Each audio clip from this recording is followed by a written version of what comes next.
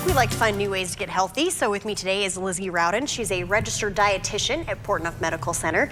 So Lizzy, thank you for being here.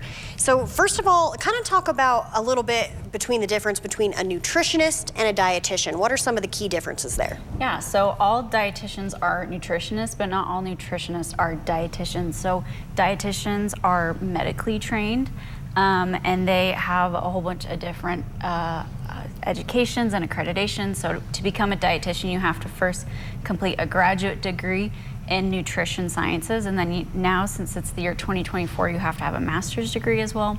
You have to complete 1,000 hours of supervised practice, and you have to pass a national exam. And every year we have to keep up with continuing education credits, where a nutritionist is not a protected term. So anyone that's interested in nutrition can consider themselves a nutritionist.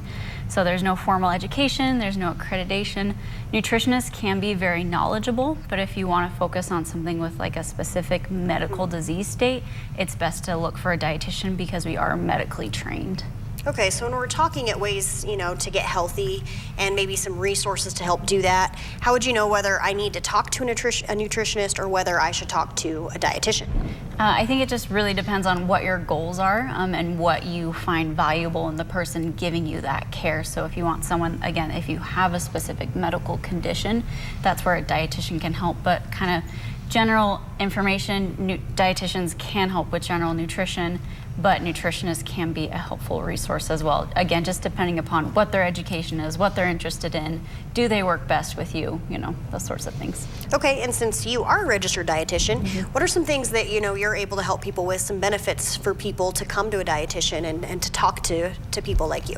Yeah, there's various different things. So as a dietitian, we do medical nutrition therapy, which is we can essentially do nutrition diagnosis, we can do nutrition interventions, we can do nutritional assessments, and we can do various, again, different situations or cases. So whether you have like some GI dysfunction, whether you have celiac disease, if you have hypertension, if you have cardiac concerns, if you have hyperlipidemia, different medical conditions where nutrition and lifestyle changes are needed, a dietitian can definitely help you with achieving those goals and setting those behavior changes. Okay, do you need to have like a doctor's recommendation or anything to make an appointment with a dietitian?